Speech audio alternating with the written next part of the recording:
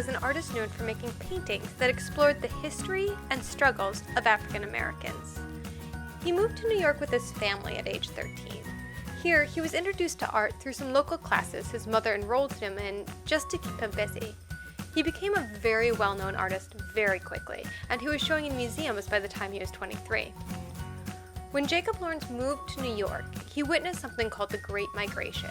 This was where hundreds of thousands of African Americans moved from the rural South to the North. One of the main destinations was Harlem, New York. This area was home for more than 250,000 African American migrants. It was also the neighborhood that Jacob Lawrence lived in. It was a very tough transition for the migrants, and Jacob Lawrence became known for making paintings that showed these migrants adjusting to city life. These migrants were coming from farms in the South, and now, instead of living in houses on the farm, they lived in small apartments. The pace of the city was much faster, and the sounds of nature had been replaced with sounds of people, traffic, and trains. Jacob Lawrence continued to be inspired by the people around him. Ordinary, everyday tasks, events, and routines sparked his imagination. He used what he saw around him to document the people, the movement, the color, sounds, and spirit of the community that he lived in. For this project, we're going to create collages where we draw inspiration from our own neighborhoods. First, we want to really look and see what our neighborhood is like. To do this, we're going to spend today making a sketchbook for you to take home and draw things that you see in it. We're going to make our sketchbooks by binding them, or putting them together, with a needle and thread. I'll show you a step, and then you can pause the video and complete that step before moving on to the next one. We are using a needle to bind our books, which means we are using a very sharp tool. As long as you are careful, this should not be a problem.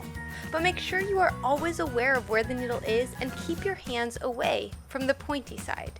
This is especially important when you are sewing through the paper because it is really easy to hold the paper with one hand while sticking the needle through and forgetting that your hand is in the way of the needle on the other side. So remember, never put your fingers in the way of the needle, even if it is easier to push your needle through when you do that. It isn't worth the risk of getting hurt. To make your book, you'll need a cover and 2 to 3 pages for the middle, put together and folded in half. With a pencil or a pen, mark where you're going to push the needle through. Start with a dot in the middle, then put 2 dots on either side of the middle dot, about the same distance apart. Thread your needle with a long piece of thread. You want to pull it so that it's doubled. And then, start at the bottom of your book.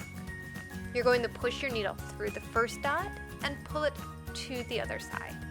We aren't going to knot the thread, so be very careful not to pull too hard, or you'll just pull the needle through.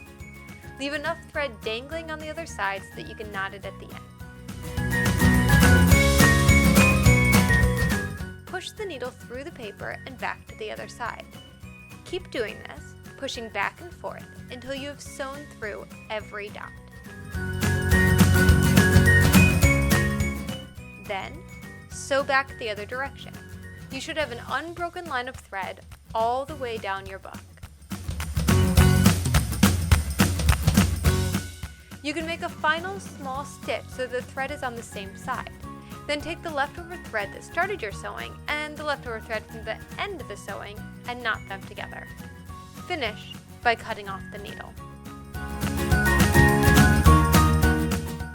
Spend the rest of the time decorating your cover however you would like. You're going to take this sketchbook home and you're going to make sketches of your neighborhood and the things that you see around you. A sketch is a quick drawing. It's not something you need to spend a lot of time on. It's a way to quickly record something that you see or think of so that you can come back to it later and spend more time on it. Your sketches should be of ordinary, everyday tasks, events, and routines. You can record places like houses or buildings or people. It's completely up to you, but they should be things that remind you of the neighborhood that you live in.